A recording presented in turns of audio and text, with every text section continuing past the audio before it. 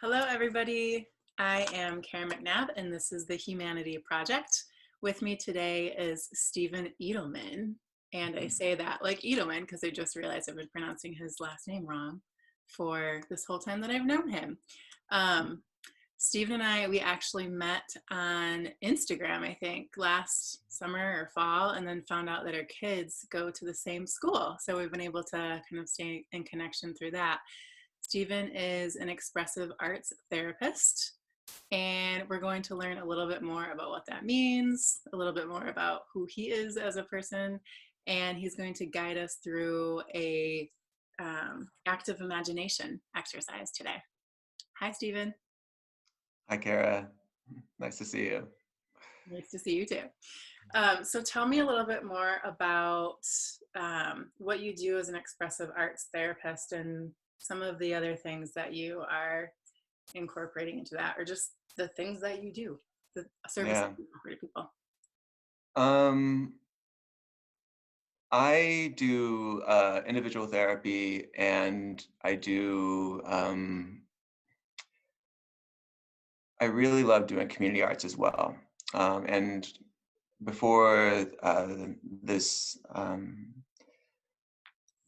stay-at-home hold has been put on us, I was doing community arts classes for an organization called Artists Creating Together, and it's a community arts organization for people with disabilities.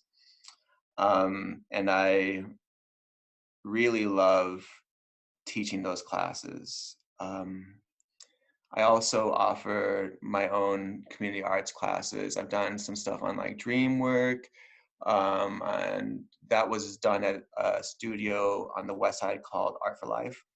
And then I've been doing community arts classes at Lions and Rabbits for the last year and a half or so. And those classes are a lot like the exercise I'm going to introduce today, which is a specific sort of way to do expressive arts therapy. So, expressive arts therapy, in some ways, it can be a difficult thing to describe.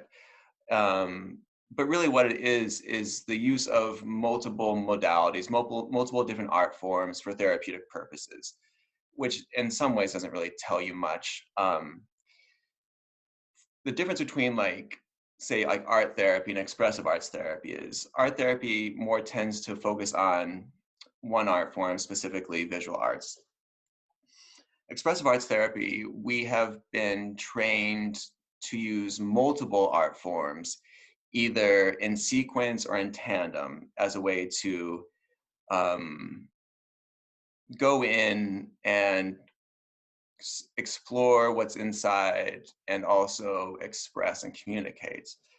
And I think anyone who is comfortable and who has done multiple art forms knows and has experienced that, movement is going to go into you and come out of you differently than sculpture, which is going to be different than using oil pastels, which is going to be different than writing. So they all have certain strengths. And what we do is we try to utilize those different strengths when we see necessary and when we see opportunities to say, like, if we're using, for instance, an eyes closed drawing exercise like we're going to do today, right? So after this exercise, perhaps then what emerges could be really interesting to engage through movement. So you kind of continue to explore the images that arise through different art forms, and really interesting things can come up. Yeah. So can you share like a personal example or examples that you've seen in terms of how this has been impactful for you? Yeah. Or something interesting that rose from combining a couple of these different modalities? Yeah, I think so. I'll speak from my own personal experience, just so I don't have to, so I can be as open as I want to be about the process. I do a lot of collage. I usually do, at least one collage a day. It seems to be something that helps me process, I suppose, I guess is a word. One way that it's been described, the use of arts in this kind of way, one way to think about it is that we are continually producing psychic material, right? So like in some ways we're like like a fruit tree that is continually producing fruit. That's our psychic material. And what art can do when it's used in a specific sort of way is it can take that fruit, take that psychic material, and use it as nourishment through the artistic form. So when we take that psychic material and we utilize it and we use it for arts and we use it in a creative way, I have found, and I think other people find this as well, that there is a certain energy and satisfaction, and there's a gift there, right? But what happens when we don't use that fruit, right? The fruit keeps on coming, the fruit keeps on falling, the fruit keeps on coming, the fruit keeps on falling from the tree. And pretty soon you have all this like psychic material around you building up, all this fruit on the ground rotting. And then that's when we start to. Can I interrupt you a minute? Yeah. Can you say more about psychic material, what you mean by that? Or maybe not. Yeah, I think like you can think about that as emotions. I think in some ways to think about it is like we can't escape our psyche, right? No matter where we are, our experience is always going to be what dominates our lives. I don't, that's not saying that everything's subjectivity, but it's what I'm saying is we can't escape that subjectivity. Mm-hmm. We can't escape um, our experience. And so that psychic material can be stress. It can be whatever energies are coming out of you. It can be any sort of emotions, any sort of thoughts, anything that's coming up through both emotional and I think mental and mental forms. So yeah, I mean, I think it expresses itself a lot in emotions, really, and emotions are a way that we connect with our unconscious and the way our unconscious connects with us. Mm-hmm. Okay. I interrupted your thought process too, and I can't remember where you. Yeah, no, that's all right. I'm talking about like the use of arts, I guess, and how I specifically use it within this field. I guess I mean, let's just go there, right? And what I was kind of going toward is you mentioned that the exercise we're going to do, we call it an active imagination exercise. Carl Jung came up with that sort of description of this. In many ways, like people have been doing this for a very long time. Carl Jung did not invent using art to dive into your soul, right? He did not invent this. However, he was able to bring his own gifts to the description of it and to a timely reformulation of it, I would say. Okay. And I really appreciate the simplicity of his description of active imagination. And we can talk about perhaps like why this is important, right? Why again, this goes back to like psychic material and the need to like do something with it, because if we don't do something with it, we're going to drink too much, or we're going to do something stupid, or we're going to hurt ourselves, we're going to hurt someone else, whatever. Mm-hmm. There's 3 steps to active imagination. The first is allowing your unconscious to arise. In some ways, like, this is always happening, right? We're not going to stop our unconscious from arising. It's always going to be doing that. It's more about like how we are approaching our unconscious. So even though the unconscious is always arising, we are not always open to what's arising, right? So when we just even change our framework and say, I'm going to let the unconscious arise, if that's going to be through meditation, if that's going to be from doing some really simple movements, if that's going to be from just scribbling on a piece of paper, it could be from like listening to a story, which is what we're going to do. You find a way to let that unconscious arise and to change your relationship with it, right? The word let is really important there because our consciousness is really good at controlling. Our consciousness wants control. So to be able to sort of move towards your unconscious, we have to change the way we let our conscious control. And there's a sort of letting go, right? So you let the unconscious arise some way. And then the second part is you engage whatever arises, and what arises is going to arise in an image. So whatever images arise from the unconscious, then you start to bring sort of a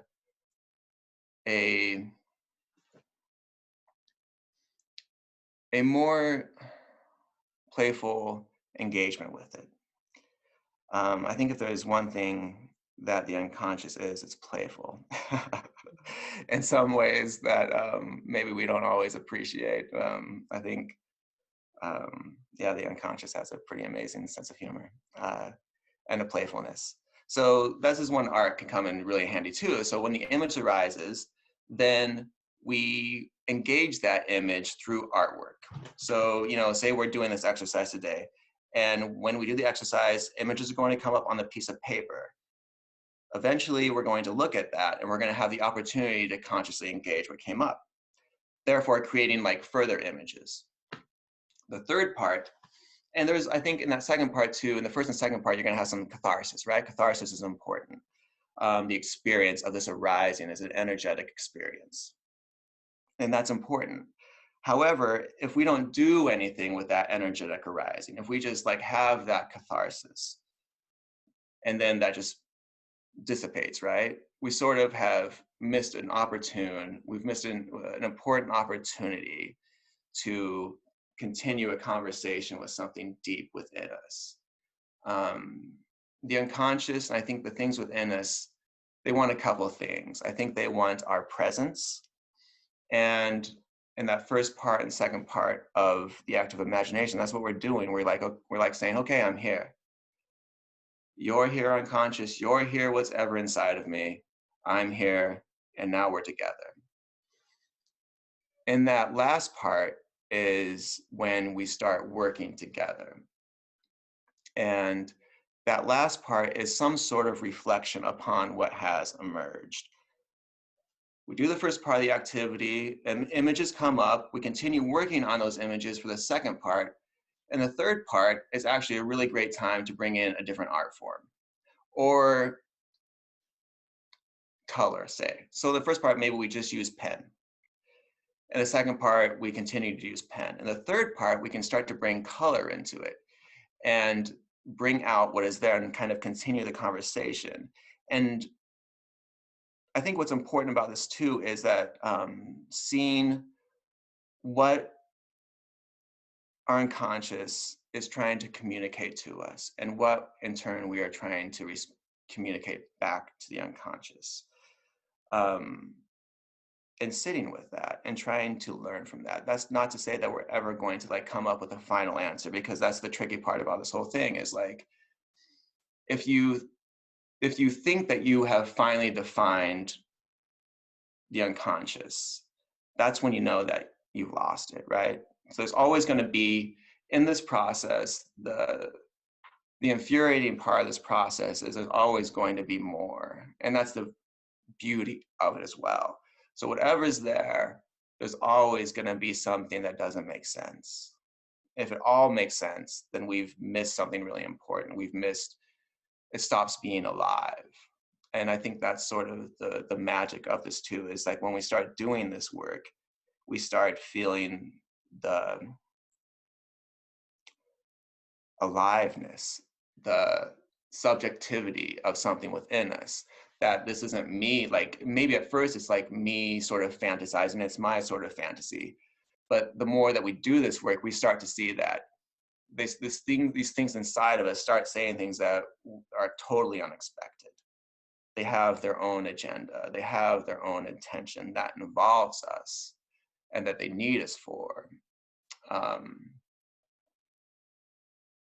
But if we don't respect that, if we treat them as objects, and I think this is part of what the power of this work too is, as we learn how not to objectify the things within us, which I think changes the way we relate to the things outside of us. So when we stop objectifying the things within us, we stop objectifying things outside of us too. We start allowing the subjectivity of other people to bloom in our relationships. We start having relationships that are about mutuality. And I think that's what it is too with this work, with things deep within us, is that there's this mutuality that emerges. And as in like our relationships with other people, it's those relationships of mutuality, I think, that we all are drawn to. Okay. I love that thought of objectifying the things within us. Can you give an example of what that might be?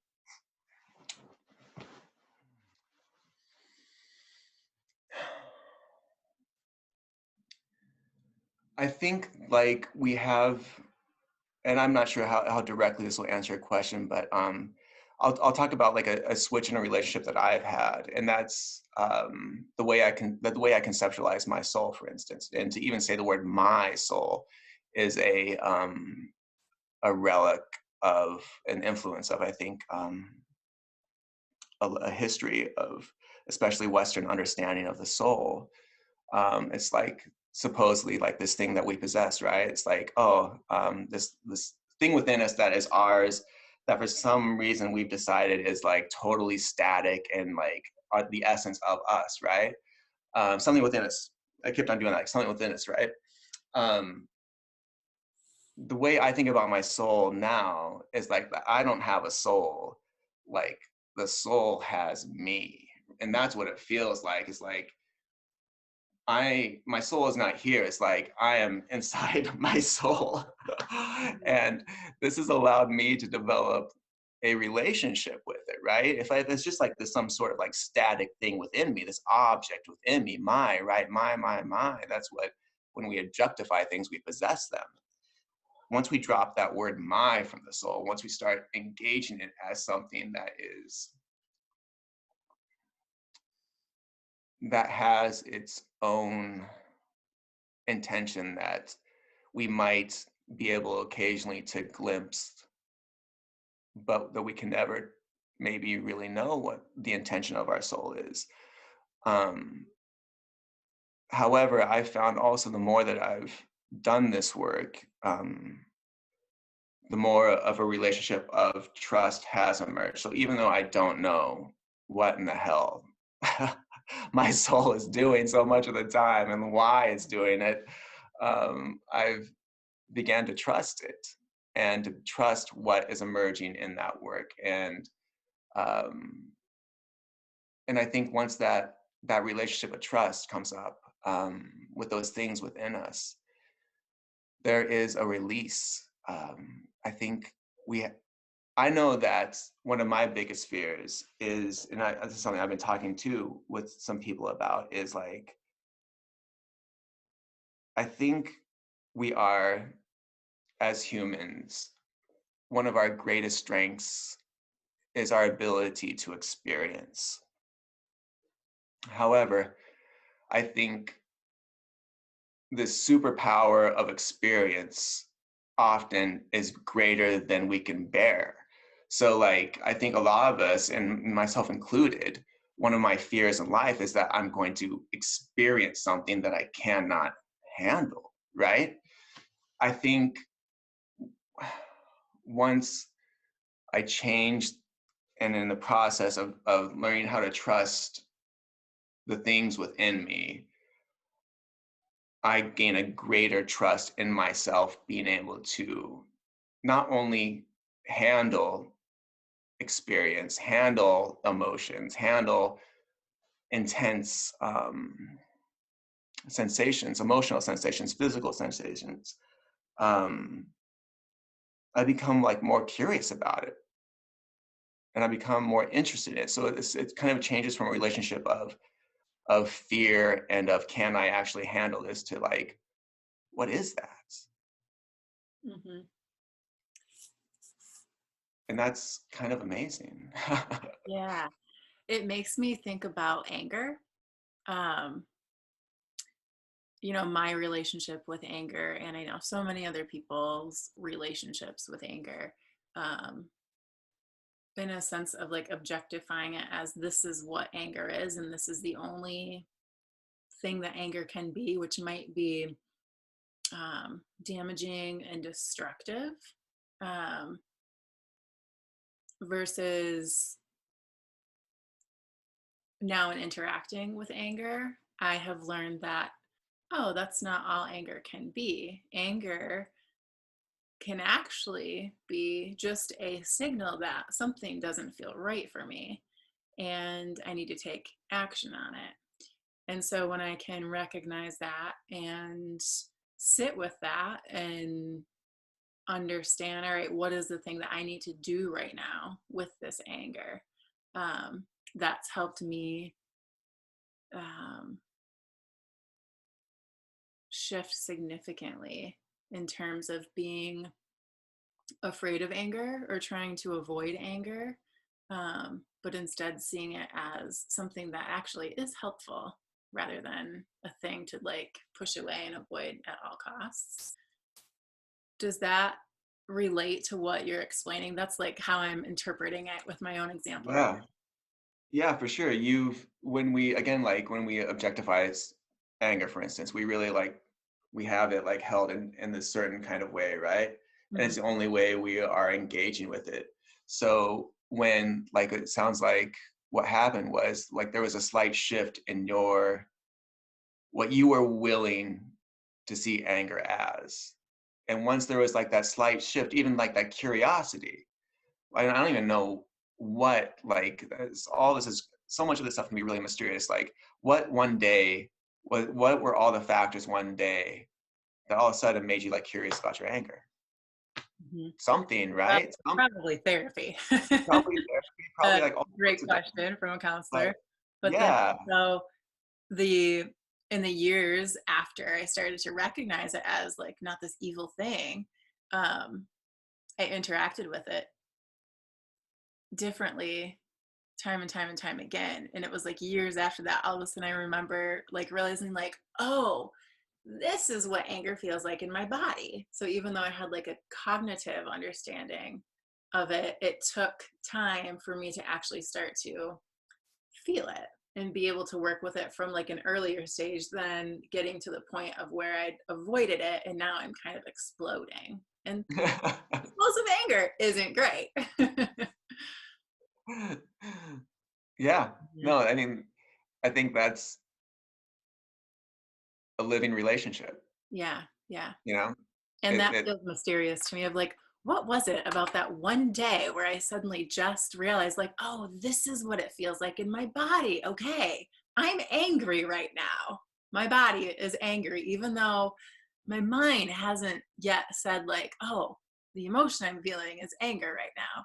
So that feels really mysterious and intriguing and beautiful to me, of those things that just kind of like appear into our consciousness, whether it's yeah, somatically or mentally.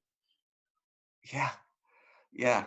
And I think like if we, if you were able to look back, or like if I was able to look back at how I changed my like sort of understanding of how I thought about the soul, Mhm. um, I would probably see a stage being set, for like years, Yeah. maybe like the stage is being set, the rehearsals are happening, the people are working on the lights. I'm just like this actor, right, who like knows his lines. And then one day, like I come on stage and I say it changes.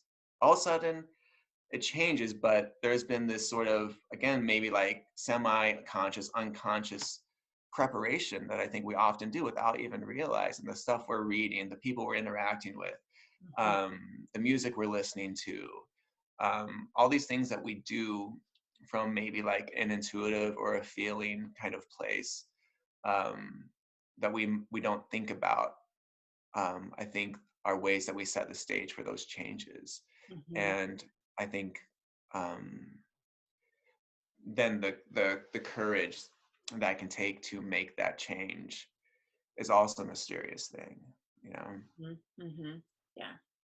I've been, well, I mean, since I was probably like 7 or 8 years old, I've always dreamed of being an author. And, um, then I grew up and time went on and I didn't really see myself as that, or that dream kind of faded away. Um, and then post college, um, that's come back up again, like, oh, this is what I want to be with my life. Someday I'm going to write a book. And that's been coming back to me much more strongly in the past year. And then last week, it's coming back up again, where like I cannot sleep until I actually start writing. And one day I was like, well, I don't have a book to write. Like, I don't know what I'm going to write yet. And then um, as I wrote, I was like, well, here's some possibilities of someday. And there was one that just really stuck out to me. I was like, okay, I'm going to start writing this book, however long that takes me, whatever it looks like. And so I've been writing, I wrote out a list of like what the chapters could potentially be.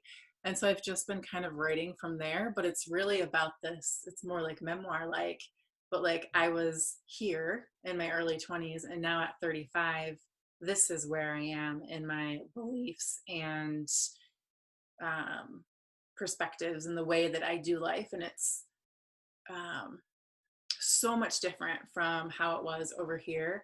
And as I start writing these things out, I'm finding like, oh, okay, I'm making more sense of um, kind of that stage that you mentioned and how I get from here to there. But then also seeing like, wait, there was a whole lot of this over here in this part of my life too. But so it's been a fun process so far. It's a week old, but I'm excited to kind of unravel some of that stage setting, I guess, to Yeah, understand more about how I have emerged to be who I am in this moment and this time in this year, which will continue to evolve and transform as I yeah, continue to live. that's such an interesting like thread throughout your life, that to have this thing, like I wonder, like um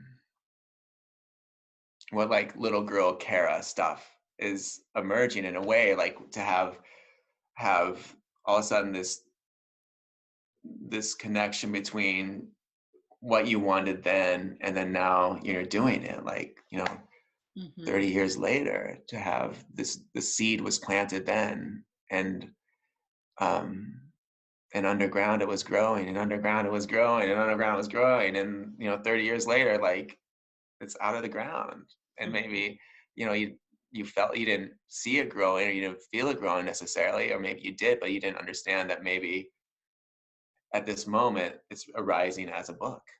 Mm-hmm. It's what a beautiful thing. Yeah, I love that analogy so much. Thank you. Yeah. So one of the things that you mentioned earlier too is dream work.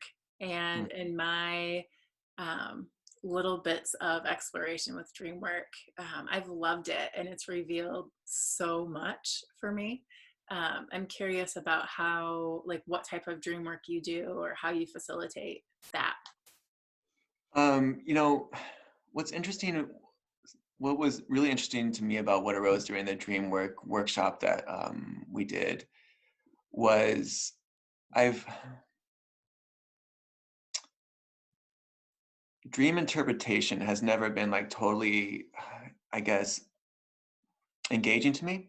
Okay. Um, what really emerged throughout that workshop, I think for me and for the other people who were involved, was more of like a deepening relationship with what we were end up calling like the dream sender. Um, Again, it was, I think, about showing up and being like, okay, I'm here. I'm going to take those images that you gave me last night, um, and I'm going to do something with them. Um, Consciously, right? I'm going to take those unconscious images and I'm going to be with them. And the kind of work that we were doing in it, like it was the lions and rabbit stuff too. It's a lot of us like guided art creation, I would call it. And when we do guided art creation, there's an aspect again of like letting go, right? No one knows what the hell we're going to do when they step in that night. And I applaud everyone's courage for coming in and knowing like, I don't like just knowing like, we don't know what Steven's going to ask us to do tonight, but we're going to go anyway. And we're going to be open to it. And what often happened then was we would use those dream images as a doorway to step into, again, more of like a dream-like state during our art creation. And that had to do with meditation, a lot of like sort of body-based meditation is how we would begin. And then we eventually often would go into a guided imagination exercise, like a guided visualization. And what would emerge in those like guided imagination exercise were really like dream-like images. And we were framing it as a place where we were meeting the dream center, a place where the dream center was sort of, in some ways, ubiquitous, I guess. And then when we finished with that aspect of the guided imagery exercise, then we would create art from that, or sometimes we would even create art while we were in the guided imagery exercise. And what I think, again, like what emerged was more of like a deepening relationship with the dream center. And I think what came out of that, this sort of engagement and paying attention to and being present with that aspect of ourselves and with that thing inside of us, and allowing it an intention, allowing a mutuality of relationship to emerge, which means like that the dream center is there to help me, yes, but the dream center is also coming to me because it needs help. I am there because I need help, yes. I don't even know if help's the right word, energy, whatever you want to say. I'm there for myself, but I'm also there for the dream center, just as the dream center is there for the dream center itself, and the dream center is there for me. Again, like this relationship of mutuality. What was really interesting about the work was that, not surprisingly, I think it really increased people's ability to remember their dreams. It increased the vividness of people's dreams. And I think it also, for me, and I think for others, it increased what I would call our ability to sense strangeness, magic, the subtlety of waking life. So I guess like part of the way I understand dreams is like, I don't think we ever stop dreaming. I think like, I know when I close my eyes, it takes me about 15 seconds to start dreaming, right? So it doesn't take me long at all to start dreaming once I close my eyes and once I relax. So the way I kind of frame it for myself is like, we are continually, again, this like psychic material, right? We are continually dreaming, which means like right now when I look out the window, when I look out like at the tree, there could be something there. There could be strange things are constantly happening, but I think that our ability to sense those strange things is often dulled by our need to be distracted, I guess. I think doing this work enhances our presence and enhances our ability to more subtly experience both waking and dream life. And I think that has to do with a developing a mutuality, a developing a relationship of mutuality with the dream center within us. It's so interesting, that term, the dream center. I've never thought about that before. It And I, gives it. I'm sorry. Yeah, it gives like I think what's interesting like about, I don't know if there's a dream center, but when I think about that, it changes the way I think about dreams. It yeah, gives an intention to the dreams, and it gives a thing to work with.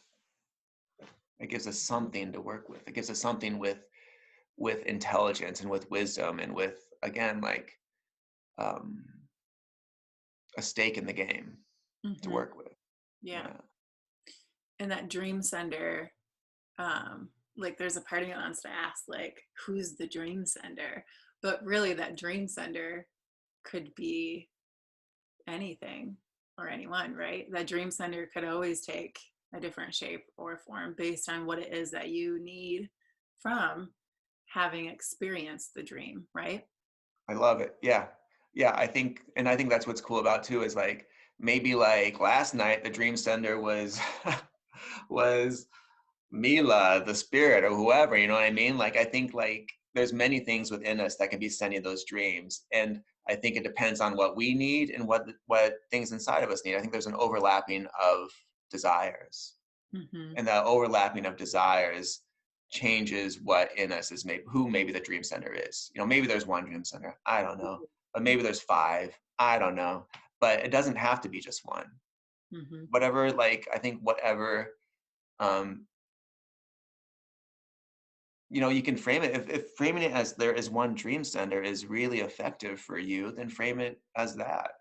If framing it as like you have like five different dream centers, then do that for a while. I think what's important is efficacy rather than um, truth. Mm-hmm. Okay. Truth is, but I know what's effective. Mm-hmm. I am really loving this dream conversation right now. Um, it makes me think of the myriad definitions of dream. So there's the, dreams that we have when we're sleeping, right? There's the dream that we might have, um, when we're just going about the day and maybe we're daydreaming about something that we want to come to fruition or become reality at some point. Um, you mentioned the, dream in waking. And so maybe like looking out the window and seeing those strange things happening. So there's another definition of dream. Um, there's the dream that one might have for, you know, their life. Like when I was a little girl, it was my dream to become an author, right? Totally. Um, Yeah. much different than, the thing that I'm seeing or experiencing as I'm sleeping. And then there's um, one of the teachers that I've had for the past 3 years or so. Um, one of the things that she taught us is it's called the 20 count. It's an energy container structure, and calling in all of the different beings or entities or spirits, I guess, that comprise of the everything. It's based on a native lineage. And one of them is the dream teachers. There's the sacred dream of the dream teachers, and how she set that up was the sacred dream is your life, and the dream teachers are those things or that thing that is um, kind of guiding you through life. Mm. And so that was like a new way for me to interact with the meaning of dream. So in this conversation now, I love how there's like all of these just things coming together to make up this single word. And it's not really all the same thing. But I'm sure if I started writing it out or we kept talking about it, there might be some sort of like commonality of what makes a dream this kind of dream or that dream or that dream or that dream, right? Yeah. Yeah. Yeah. There's some sort of, I don't know, in each there's something a little bit like intangible. Like there's a combination of tangibility and intangibility and of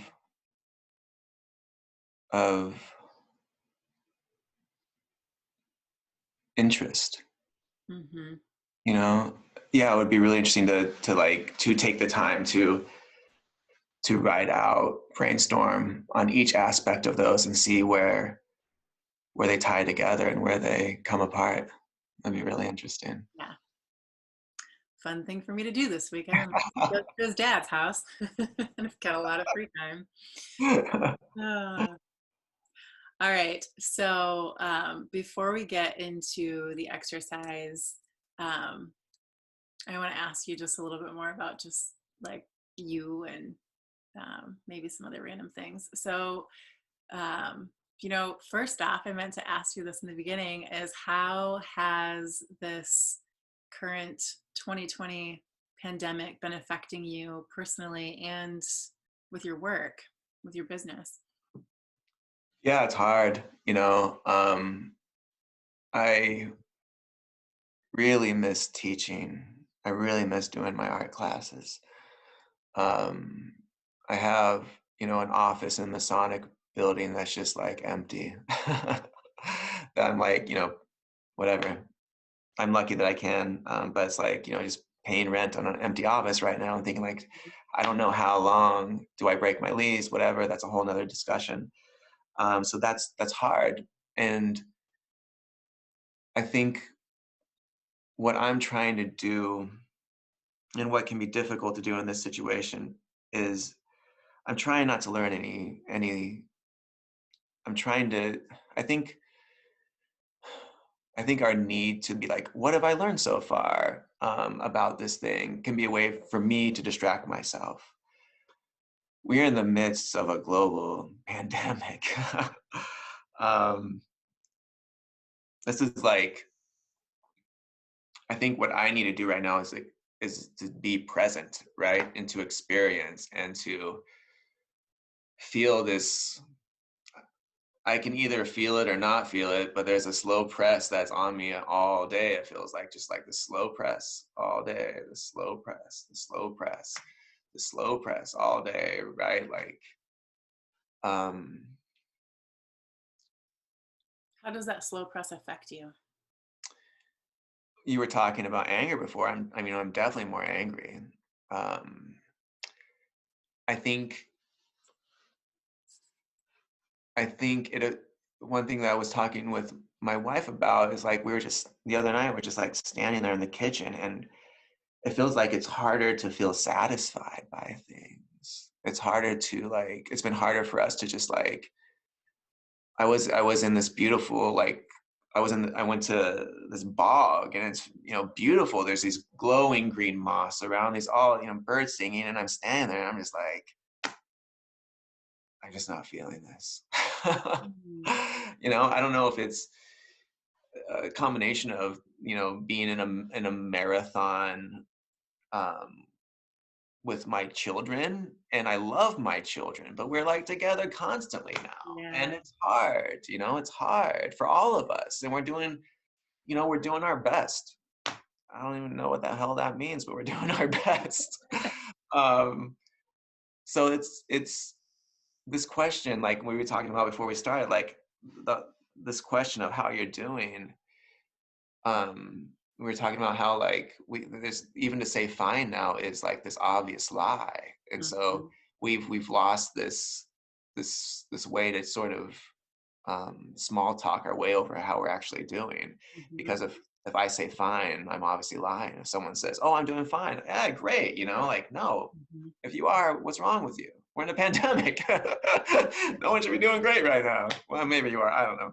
um Some days I am, some days not so much. yeah, right. No, it's And it's that it's answer of like, I'm doing great right now, it feels like, and there's like a mountain of other things that come along with why am I great right now? What was yesterday like or last week like? What are all of the things that are contributing to what I am feeling in this moment right now? Because a lot of it isn't great.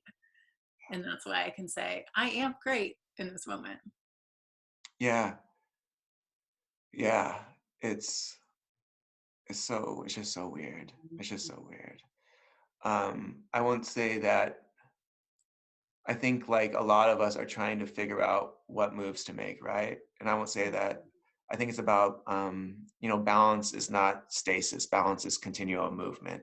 And so in this time of like this great upheaval, I think I'm trying to find a balance and a movement in that, and that's not easy to do when um, when there's this invisible thing that that is affecting all of us or not affecting us, or could be affecting us tomorrow, or could be affecting someone we love tomorrow or today and I don't know it, you know?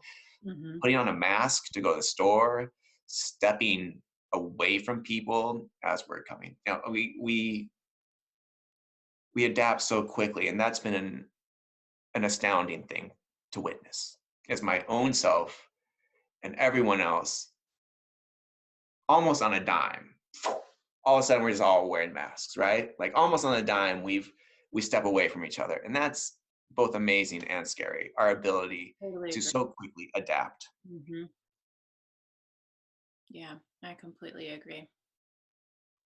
I was thinking about that earlier today, actually, about, um, well, there was it must have been somebody's birthday down the street, and there was this train of cars driving by honking and, um, wishing their friend a happy birthday. And I thought, like, oh, that's really, really wonderful that people were able to, transition on a dime, like you said, and figure out a way to celebrate their friends and their loved ones' birthdays by doing something different. Um, but then at the same time, thinking about like how, in the grand scheme of things, like how quickly people are able to adapt and change. There's goodness in that, but there's also not goodness in that for me activates a lot of fear and question as well. So being able to like hold both of those, um, as I think a lot of us have probably been doing that right now. Like we are confronted with, um, the light side and the dark side of all of this right now, probably in a way that we don't always get to experience on a daily basis. And we are all thrown into that right now. Being able to recognize the good, maybe sometimes for some sanity, but also Mhm. being able to recognize the darkness of some of these things that have been thrown at us as well. At least that's how I'm interpreting it. Yeah, yeah. And as you were, what it was making me think as you were speaking is like that I think, we are on the surface, we are really adapting. I think there's going to be um, a collective, something's happening underneath, right? So we're adapting and we're moving on top, and we're surviving. I think, the piper will be paid when it's all over with, whenever that is. And uh, we start dealing with all the stuff that we've had to sort of push down, and that is affecting us probably, but that we're able to like sort of push down there for now. But it's hard not for me not to believe and not to feel like sort of subterranean rumbling. Mm-hmm. um, yeah, and Yeah. it's weird to be in the midst of it. It's so weird to be in the midst of it. And the thing I was, speaking with a good friend last night, and I think like this thing that was unimaginable in our culture and for a lot of us, Yeah.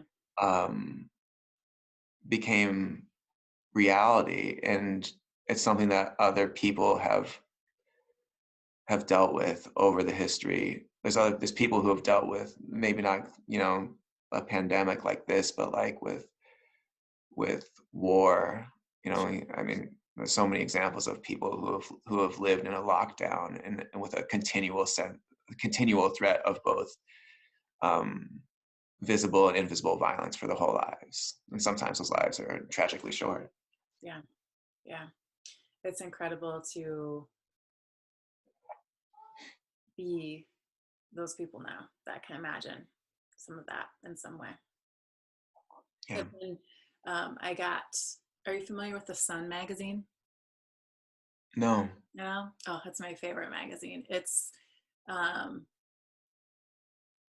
it's a lot of really good writing. It's mostly essays. There's some interviews in there, and there's always like one fiction piece, and there's like user submitted opinions and short pieces as well, or reader submitted, not user submitted.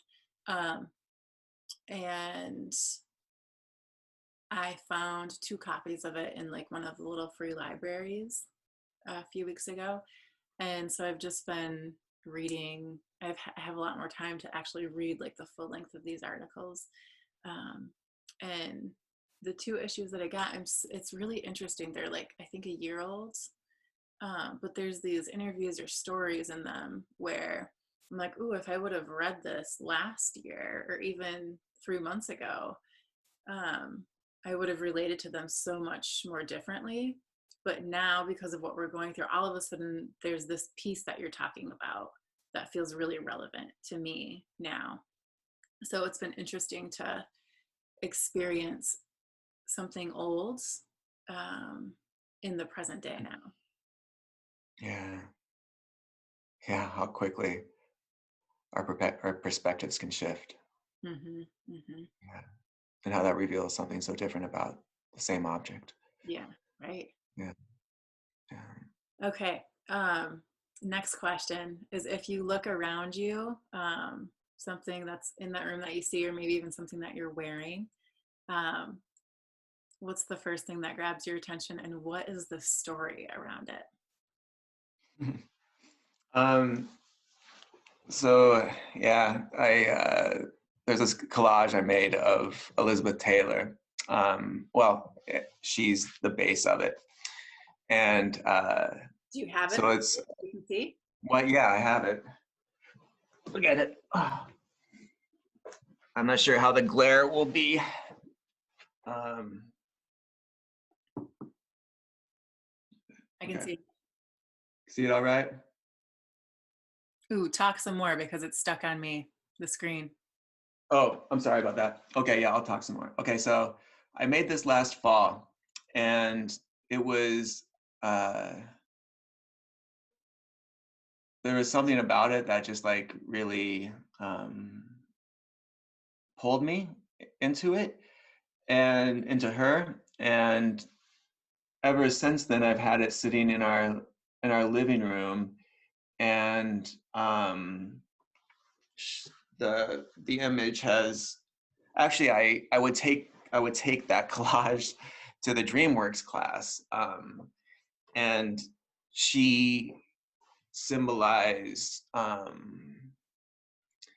this spirit of what I decided, or what I felt like she was a spirit of the unknown and a spirit of the uncontrollable. And so since last fall, I've sort of been, I guess, working with her, I guess you could say that, and working with this, yeah, the spirit of the unknown and the uncontrollable. And um, what's really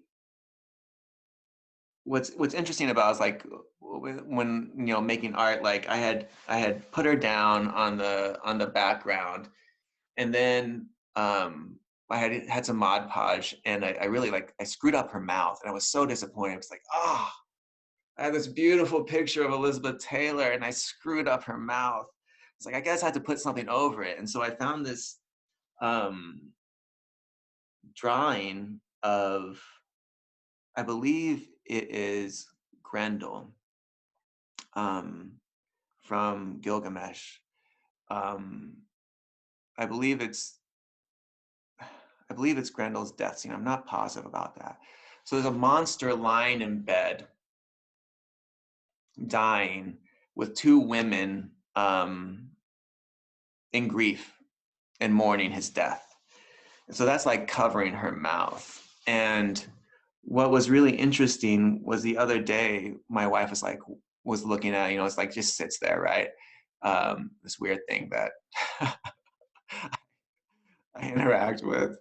And it really looks like a mask. Like it really looks like That's a the mask over her mouth, right? And it's like this mask of death over her mouth, which is what it is. It's a mask of death over her mouth. And it just kind of hit me in this time. And what's, yeah, it's just like a strange thing to interact with, because also like it's, again, like what you can notice if you allow yourself to notice and allow yourself to like your imagination to play a little bit. Like I get a lot from just like looking at her eyes. Like some days her eyes say, someday her eyes are always saying two different things. Like her right eye says one thing and her left eye says the other. And we're all like that, right?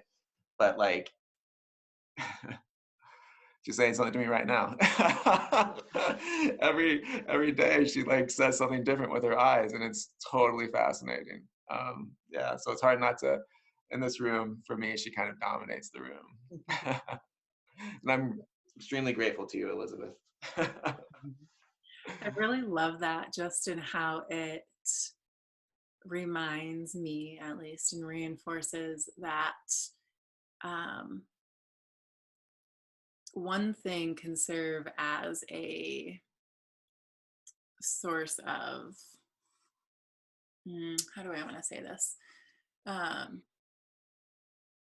one thing doesn't always remain the same to us, essentially. It can become an inspiration or a mirror, or a reflection, um, depending on the given day, right? So whether it is artwork that you created, um, whether it is somebody else's artwork, whether it's a plant, or whether it is, um, I don't know, a crack on the ceiling, even it could, absolutely anything can give you some sort of meaning one day, and then the next day it might offer a completely different meaning or perspective for you. So Totally. I love that. I think that's, I mean, to me, that's been kind of a theme of what we talked about, right? Like allowing, not containing things, and allowing when we stop objectifying and we let things not be contained or Mhm. just partially contained, then a life emerges, and a different way to interact emerges, and a living relationship emerges, and a relationship of mutuality. Yeah. Yeah, what a theme that has weaved through this whole conversation so far. Totally unplanned. Didn't plan it. All right, so why don't we go into the exercise now? So you kind of set it up, well, the 3 steps of active imagination earlier. You said the first step is to let unconscious arise. The second is to engage what arises. And then the third um, was like working together with it, working with it. Yeah. Okay. Yeah. Getting some sort of message from it, but that isn't necessarily a final message. Yeah. So I have a pen and a pencil. Should I go grab like color at all? You know, like for what we're going to do, I don't think you need to worry about that. I think what we'll do is we'll just do the initial part of it. And then you, or if, whoever is doing this at home, I will just like, you can continue working on it after this. And what we're going to do, as long as you have something to write with and something to write on, is all you need right now. And this could be I think what's cool about this project is that it can just be the beginning of a project. It can be the inspiration for a further project. It can be something you can work on more. It could be what it is right now. It can live as it is, as it emerges right now, or it can be something that you continue to work on. Okay. Sound good? Sounds good. So after we finish this, can you offer steps for how people might engage with it afterwards on their own? Definitely. Okay. All right. Definitely. All right. So what we're going to do is we're going to do some I'm going to read a fairy tale to y'all. And if you feel comfortable, I'll let you know when we begin. But what I'm going to ask is if you feel comfortable, you can close your eyes while I read. If you don't feel comfortable closing your eyes, just come to a soft gaze. The important thing is that you're not looking at what you're drawing. If you have your eyes closed, you sort of enter into that dream state a little more, and it's like a natural way to start letting go. Once we close our eyes, it's almost just like a trigger to begin to let go a little bit for a lot of us anyway. Okay. Um, Maybe you're going to explain this, but I'm going to ask the question right now anyways. So as you read, should we yeah, be drawing, or do we listen and then yeah. draw after you finish reading?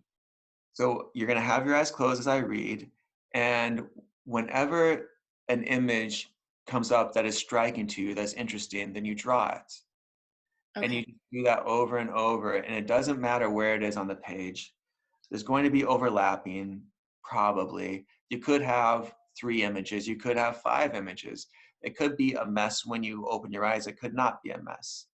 Just have your eyes closed. Don't worry about what you're drawing, but as images. So fairy tales are really rich in images, and that's why they can be really effective in this, because they have strange narrative structures, first of all, um, and they're totally image based, and they're very amoral, right? So like fairy tales, you don't know what's going to happen, you don't know why it's happening, and rarely is there actually any sort of moral judgment. All of these factors make it a lovely thing for the unconscious. It's like the unconscious is like, yep, yep, yep, yep, perfect. And of course, like they've been developed often over an oral tradition over a long period of time. All these things again make it like a really ideal thing for the unconscious.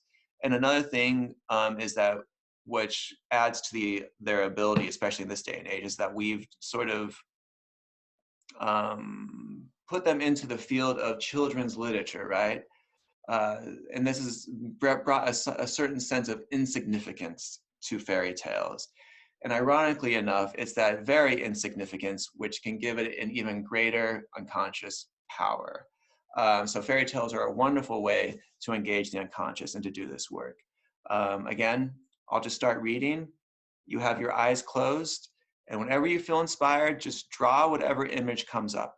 If you feel inspired to draw whatever comes up, just draw it and continue listening, and continue drawing if you wish. Okay? Okay. All right. So I was looking for a fairy tale, let's see, like 3 nights ago, and I was looking through it, and I was like, ah, that's not good. That's not good. And then 2 nights ago, I couldn't find one, right? And then 2 nights ago, I just like opened up the book and found it. It was the first thing I turned to. I opened a book and I was like, oh, this fairy tale is called The Three White Snakes. I was like, I didn't even have to read it. I'm like, this is going to be perfect. So this is called The Three White Snakes. It's a Grimm's fairy tale. Um, and at this moment, if you feel comfortable, you can go ahead and close your eyes, or you can come to a soft gaze. Make sure the paper is in front of you. Make sure you have your pen or pencil in your hand. And honestly, just like sit back and try to enjoy it, like listening to this kind of strange fairy tale. And as you're drawing, also just kind of pay attention to your hand and to the movements you're making as you draw. Here we go. The Three White Snakes. There lived once a father who was so poor that he could hardly earn enough to keep himself and his son from starving.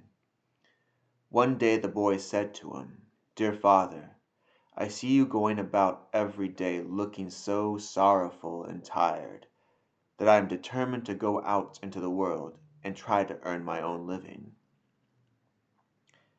Then his father gave him his blessing and took leave of him with many tears. Just at this time a great king was going to war with the king of another country, and the youth took service under him and marched into the battlefield as a soldier. In the first conflict with the enemy he was in great danger, and he had a wonderful escape, for his comrades fell on each side of him. The commander was also wounded, and several were inclined to take flight and to run from the field. But the youth stepped forward to raise their courage and cried, "No, no, we will never allow our fatherland to sink to the ground." They then took courage and followed their young leader, who led them forward and attacked and quickly vanquished the enemy. When the king heard to whom he owed this great victory, he sent for the youth, raised him to a position of great honor, gave him large treasures, and made him first in the kingdom next to himself. Now the king had a daughter who was very beautiful, but she was also very whimsical. She had made a vow that she would take no man for a husband who did not promise that if she should die, he would allow himself to be buried alive with her in the grave. "If he loves me," she said, "he will not wish to outlive me." And in return for this she would also promise to be buried in the grave with her spouse, should he die first. This vow had hitherto frightened away all wooers, But the young soldier was so struck with the beauty of the princess that he disregarded the vow, although her father warned him, and said, "Do you know what a terrible promise you will have to make?" "Yes," replied the young man. "I must be buried with her in the grave if I outlive her. But my love for her is so strong that I disregard that danger." Then the king gave his consent, and the marriage was celebrated with great pomp. After they had lived together for some time in great happiness and contentment, the young queen was seized with a terrible illness from which her physicians were unable to restore her. As she lay dead, the young husband remembered what he had promised, and the thought of lying in the grave alive filled him with horror, but there was no escape. The king placed a watch at every outlet from the castle, so that it was not possible to avoid his fate. When the day of the funeral arrived and the body had been carried down and placed in the royal vault, he was taken there also, and the door firmly fastened with locks and bolts. Near to the coffin stood a table upon which were 4 lights, 4 loaves of bread, and 4 bottles of wine, and he knew that when these provisions came to an end he must starve. So he seated himself, feeling full of grief and sorrow, but with a determination to take only a small piece of bread and the least drop of wine, to make them last. One day, when death seemed nearer than ever, he saw from a corner of the vault, just opposite where he sat, a white snake creep out and approach the body. He rose in horror, thinking it was about to gnaw it, and drawing his sword, exclaimed, as with 2 blows he cut the snake into 3 pieces, "As long as I live, you shall not touch that." After a while a second snake crept out of the corner, but as soon as he saw the other lying dead in 3 pieces, he went back and quickly returned with 3 green leaves in his mouth.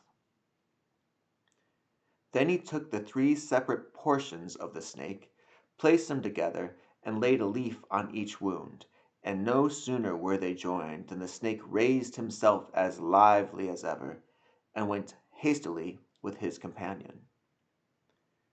The leaves remained lying on the ground, and as he looked at them, the thoughts of the poor unfortunate man were full of the wonderful properties they possessed, and it suddenly occurred to him that a leaf which could restore a dead snake to life might be useful to human beings.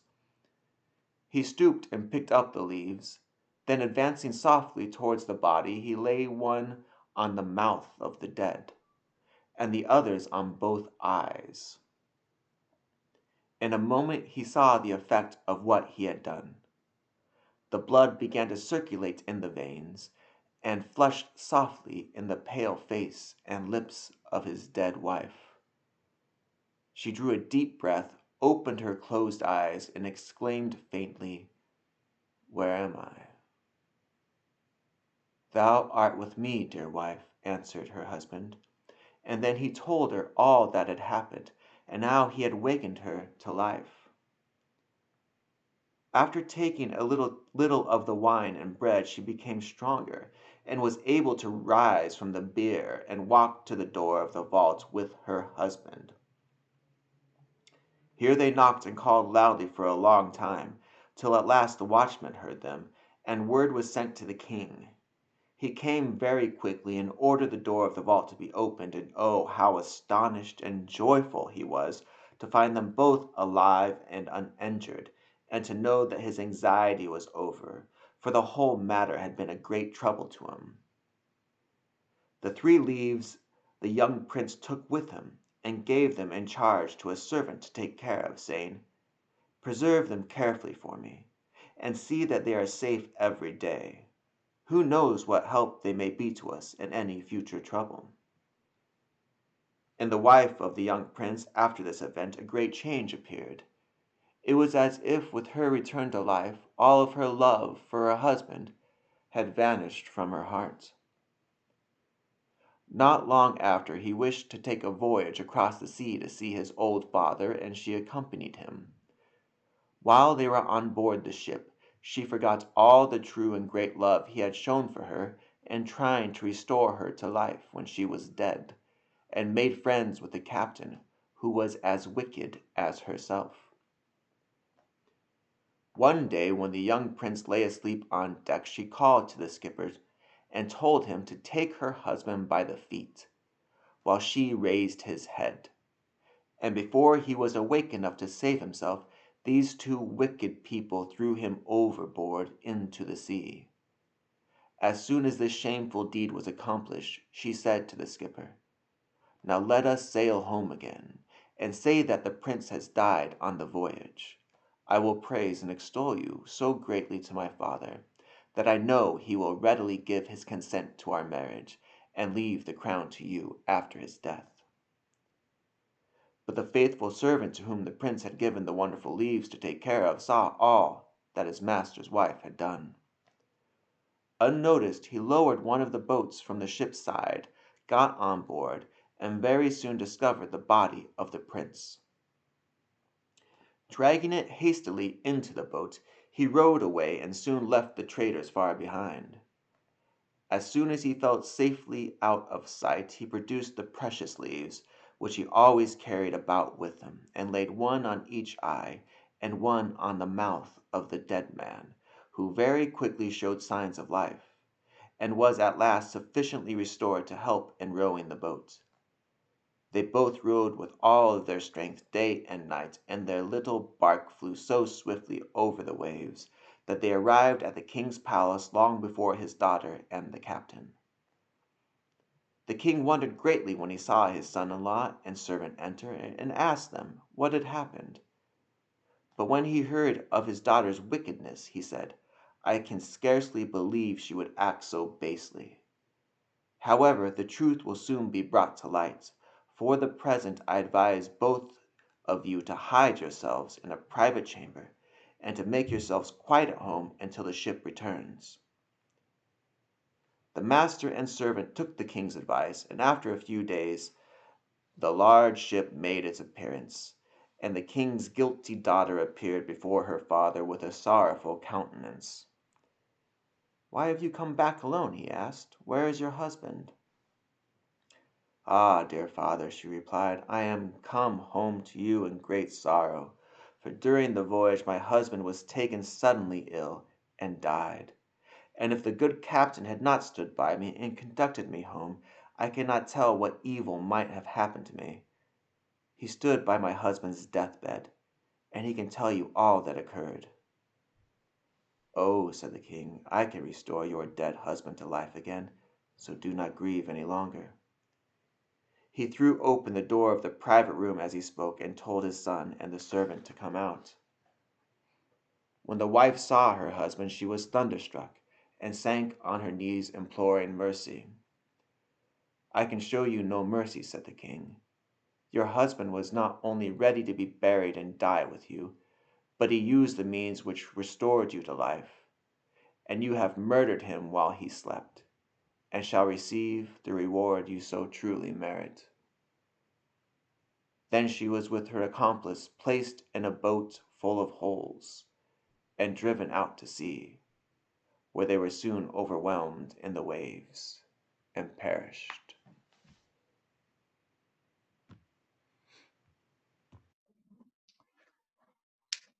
For the moment, keep your eyes closed. That is the end of the story. Maybe just take a few breaths before you open your eyes. And know that when you open your eyes, what you see will be what emerged. And it may look strange, but do your best to bring just curiosity and interest to it. On the count of 3, I will ask you to open your eyes, and when you do, just look down at what you have made and what has emerged during this fairy tale reading. 1, 2, 3. Go ahead and open your eyes.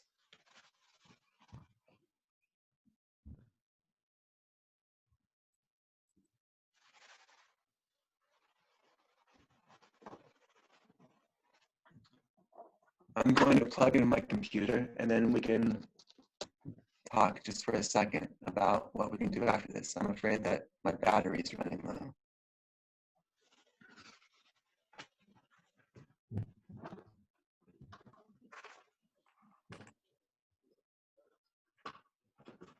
All right.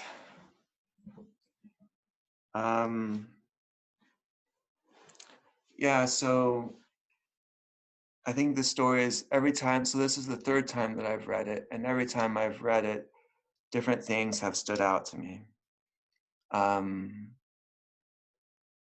With what has emerged and what you have drawn, there's a lot of different ways that you could do your next, engage it next, right? So like I said before, one good way to continue engaging it would be perhaps using watercolors, oil pastels, to start bringing some color to it. If there is a part of it that is particularly interesting, a part of the drawing that you really like and that you're really drawn to, you can find different ways to isolate that part, or you can use that part and draw it again in a bigger way on its own piece of paper. You can write your own story about what has emerged after watching and looking at the image for a while. I think there's lots of doorways in this story, right? There's lots of subjectivities that beg to be, that want to be engaged.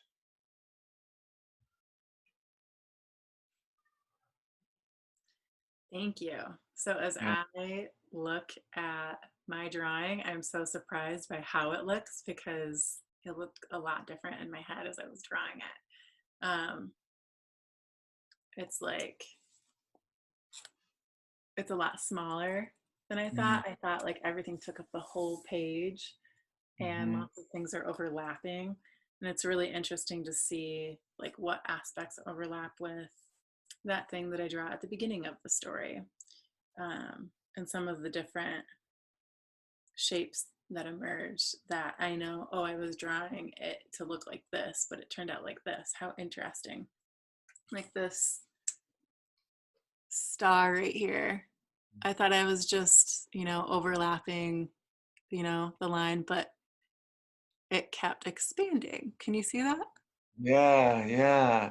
That's so interesting. Um, and you, maybe halfway through the story, you got really, really staticky. Maybe it was because your computer was dying, because now you're fine. But Yeah. so I just started drawing like that static noise. And when I see like what it was drawn on, as I look at it, it means something completely different. Like I have such a different reaction to it. So interesting. I feel like talking this out loud or maybe even like writing it out for me would be really helpful. And maybe you said that in your instruction, but I was still kind of like enthralled and looking at what I had drawn. So I think I missed some of the steps. No, no, I think that's a great idea. Writing about it would be a great way to do it and to explore it that way. Like what's come up is, and I should have had my computer plugged in, let's face it. I apologize for that. What's emerged is a really rich image, right? I think that's the beauty of this particular activity, is what we get done with is something that's really rich, and that there's so many different ways to engage it. So, like you said, like what's to open your eyes and to see something that you have made that looks not anything, to be surprised by what you've made. It's a lovely thing. Mhm, mhm. A lovely thing. Yeah. And I definitely think that I will go back and re-listen to this and do it again another time or two. And like you said, different things have risen for you in the different times that you've done it. So I want to experiment with that myself too. Yes, it's the Three White Snakes is the name. It's probably on the interweb, as they say, as well. Well, so will this. So I'm just gonna turn this on and fast forward to when you start reading. Okay. All right. Well, thank you so Yeah, much. and yeah, you're welcome. And like I said, like that next step to continue engaging it, that's to continue engaging it. That's an Mhm. important part. And thank you so much for participating. It was wonderful to see what you drew. That's always one of my favorite parts. Like what came up for people, and what images were interesting, and how did they collide in this eyes closed drawing, Uh-huh. and what does that reveal about the images Yeah. themselves There too? was this one, like I drew a crown when you introduced the king in the story. Um, and then you introduced the princess, and I was like, oh, maybe the crown is for her. I don't know. Nope, it's the king crown. And then towards the end, I drew an eye. I don't actually remember what the eye represented right now, but it had something to do with the princess dying, and I drew it exactly in the crown, which is crazy. It fits in there perfectly, and I didn't know that I was Wow, drawing it there, but it'll cool. kind of work with that a little bit more and see what comes up for me. Yeah.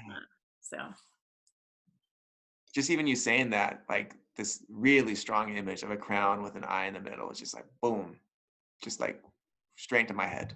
hmm, Straight into my head. Yeah. Yeah. cool. All right. Well, what's the best way for people to reach you or interact with you? You can email me at s Edelman, Sedelman at leslie.edu, lesley.edu. I'm on Facebook. You can look up my business, Depth Arts and Therapy. You should be able to contact me on there. I'm on Instagram under Depth Arts and Therapy. I can be contacted through Instagram as well. So, um, yeah. Yeah, I think if you like Google me, I think my business comes up. If you Google Depth Arts and Therapy, there should be a phone number and stuff. So, Okay. yeah, yeah. Sounds good. Well, thank you so much. And for those of you listening, if you would like to donate to this episode, all of the proceeds will be split 50-50 between me and Stephen. So you can send that along with the note about which episode you're donating to. So you can write down Stephen's name or depth arts therapy or active imagination exercise, something that came from this episode. I'll know what you're talking about. My Venmo information is Kara-McNabb, Kara-McNabb, or you can contact me through PayPal. My contact information for that is, again, my name, KaraMcNabb@gmail.com. Thank you so much for listening, and thank you for supporting us.